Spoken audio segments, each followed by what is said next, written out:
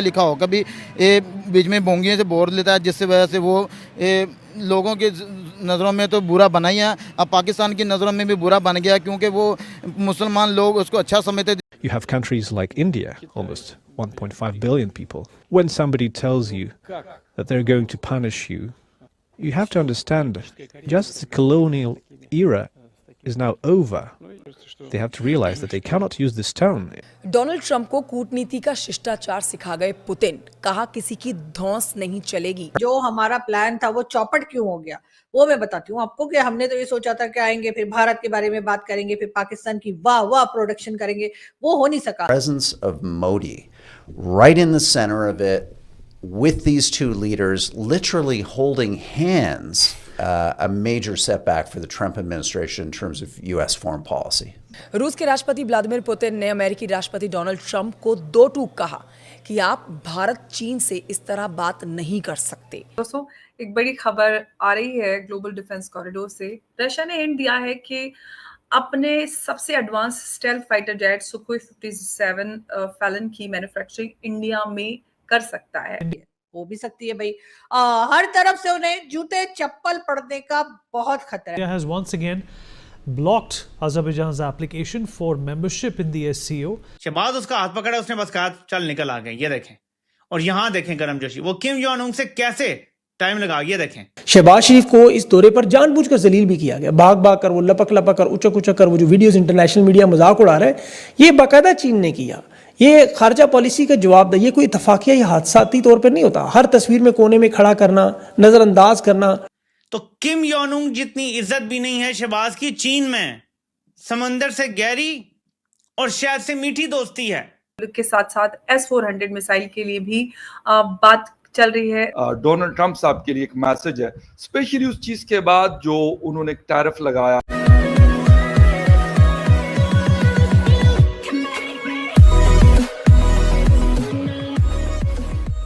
नमस्कार दोस्तों, अब यहाँ पर बात हो रही है इंडिया और रशिया के रिलेशन के बारे में, चाहे वो 1971 हो या फिर अभी की बात हो। मतलब ट्रम्प और ये जो पुतिन है ना, वो डायरेक्टली इनडायरेक्टली आपको ऐसा लगता है कि आपके आसपास ही खड़े हैं, और जब कभी भी ऐसी सिचुएशन आती है कि भाई उनको बोलना पड़ेगा तब वो बोलते भी हैं। अब यहाँ पर यही बात हो रही है कि पुतिन ने ये एक दो दिन पहले की घटना है कि जब पुतिन ने कुछ कहा था कि भाई इंडिया को इस तरीके से प्रेशराइज करना सही बात है नहीं। वैसे देखिए, अगर रशिया अभी फाइनेंशियल क्राइसिस फेस नहीं कर रहा होता ना, तो उसका रिलेशन चाइना के साथ ना बढ़ के इंडिया के साथ ज़्यादा बढ़ता, क्योंकि रशिया और चाइना के भी रिलेशन उस हिसाब से अच्छे हैं नहीं। ये तो दोनों के एनिमी एक है, मतलब अमेरिका की मैं बात कर रहा हूँ, इसीलिए वो दोनों गुलू गुलू खेल रहे हैं। लेकिन जब भी मान लीजिए कि रशिया अगर सही मायनों में फाइनेंशियली स्ट्रांग होता है और अमेरिका के सैंक्शंस कम होते हैं ना, तो रशिया जो है वो चाइना के कॉर्नर से बाहर निकल जाएगा और इंडिया के साथ रिलेशन उसके और भी बढ़ेंगे। लेकिन फ़िलहाल जो पुतिन ने कहा है वो अमेरिका को टारगेट करके ही कहा है। इसी के साथ ये वीडियो शुरू करते हैं। और हाँ दोस्तों, हो सके तो सुपर थैंक्स के ज़रिए हमें सहायता भी ज़रूर करें। डोनाल्ड ट्रंप साहब के लिए एक मैसेज है, स्पेशली उस चीज़ के बाद जो उन्होंने टैरिफ लगाया और मुख्तलिफ मुल्क कंट्रीज़ को काफ़ी एक मुश्किल में शायद डाला हुआ है वक्ती तौर पे। लेकिन लॉन्ग टर्म में क्या हो सकता है, मोदी साहब और शी जिनपिंग की जो मुलाकात थी, पुतिन और मोदी साहब की जो मुलाकात थी, क्या मैसेज कन्वे कर रहे हैं, मतलब न्यू चीज़ें मतलब शेप अप हो रही हैं। पहले हमने सीओ में देखा कि शी जिनपिंग एंड मोदी साहब की मुलाकात, फिर उसके साथ पुतिन एंड मोदी साहब की मुलाकात, उसके बाद जो बहुत बड़ी एक परेड करवाई है और अपना एक पावर शो किया है चाइना ने। क्या मैसेज जा रहा है वेस्ट के लिए, या फिर जो मुख्तलिफ किस्म की सैंक्शंस, या फिर उन्होंने अभी टैरिफ लगाया हुआ है। चले सैंक्शंस तो ईरान पे है, रशिया पे है, चाइना पे भी किसी हद तक है, लेकिन जो अभी टैरिफ वाली गेम चल रही है, क्या एक मैसेज गया है from Beijing, from Delhi, from Kremlin to Washington?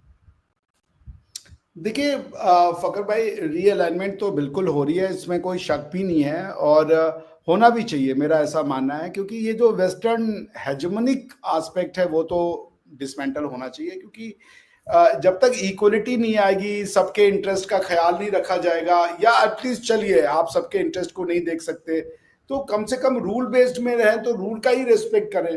अगर आपने WTO को बनाया एक समय और WTO के ऊपर आपने पूरा जोर दिया, ITO नहीं काम किया, फिर WTO बन गया, आज आप उस WTO को अकेले डिसमेंटल कर देंगे, अकेले।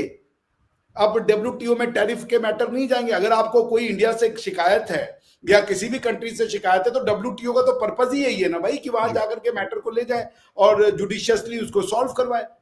आपने एक समय था कि ये भाई WTO बनाओ, IMF बनाओ, वर्ल्ड बैंक बनाओ, UN चार्टर बनाओ, अब आप सिंगल हैंडेडली उसको अंडू कर देते हो।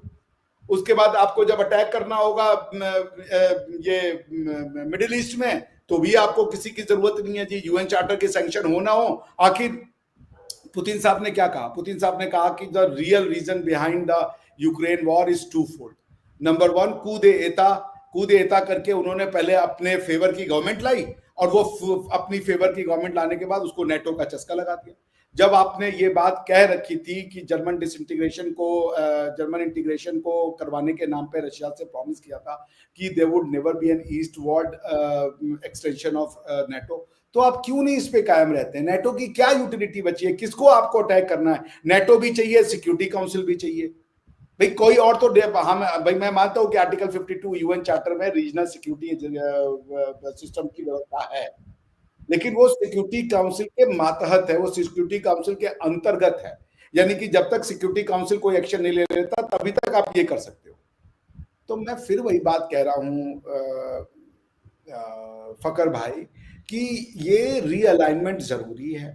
कल को ये फिर से हमारे ऊपर सैंक्शन लगा सकते हैं, क्योंकि सारी की सारी फाइनेंशियल हो चाहे ट्रेड रिजीम हो, सारे इंस्टीट्यूशंस इनके हैं। एक तरफा वो लग रहा है, दोनों तरफा लगाओ ना कि भाई चलो अगर आपने तोड़ा रूल तो आपके ऊपर भी वही नियम लागू होगा, और हमने तोड़ा तो हमारे ऊपर भी वो नियम लागू होगा। अब आप देख लीजिए, मैं ना जब ICTY में था, international criminal tribunal for the former Yugoslavia में मैंने काम किया, तो वहां जब मैं काम करता था ना फकर भाई, जितने सर्बियंस थे और जितने लॉयर आते थे इन सर्बियंस का या किसी और का केस लड़ने के लिए जो कि ट्रायल में हो रहे थे, वो सारे लॉयर ये कहते थे कि इट्स अ फोरगोन कंक्लूजन, हमको जीतना नहीं है केस को। तो मेरे कहने का मतलब है यार, ये एक तरफा तो नहीं चलेगा, इसलिए जरूरी है कि रीअलाइनमेंट हो वर्ल्ड ऑर्डर का, और इसमें इंडिया, चाइना या ब्रिक्स और SCO एक वेलकमिंग वो है इनिशिएटिव।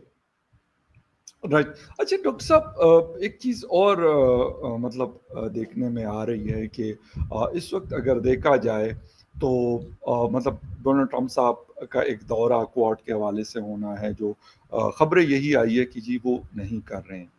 अभी सितंबर शुरू हो गया, जनरल असेंबली का बहुत बड़ा एक मेला सचता है अमेरिका में, और बहुत सारे स्टेट्स और डेलीगेशंस वहाँ पे जाते हैं। तो एक तो ये बताइए कि उसके हवाले से अभी इंडिया क्या रिस्पॉन्स कर सकता है, क्योंकि खबरें ये आ रही कि नरेंद्र मोदी साहब ट्रंप से नाराज है। ये नहीं हम पढ़ रहे कि ट्रंप साहब मोदी साहब से नाराज हैं। तो ये नाराजगी मतलब इट विल गोइंग ऑन, और मतलब ये स्टॉप हो जाएगी? नहीं, ऐसा नहीं हो सकता, क्योंकि अभी जिस तरीके का एक मैसेज मैं यहाँ तक पढ़ रहा था कि जो आपस में जिस तरीके के 3 लीडर्स का, और ख़ास तौर पे रशियन प्रेसिडेंट के साथ उनके जो मुलाकात थी या फिर जो उनका मिलना था, तो कहते हैं कि यही मैसेज वो देना चाहते हैं, पुतिन भी एंड मोदी साहब भी, to the Washington and specially to the president Trump. देखिए, बिल्कुल आपकी बात सही है। तो 3 क्वेश्चन है इसमें कि क्या मोदी साहब पर्सनल नाराजगी? आई डोंट थिंक कि मोदी साहब के पास इतनी लिबर्टी है कि वो पर्सनल नाराजगी को कंट्री के पर्सनल का मतलब है कि जो नेशनल अपना एक इंटरेस्ट लेके चल रहे हैं ना, क्योंकि इंडिया के ऊपर वो लगा रहे हैं ना, उसके हवाले से क्या है?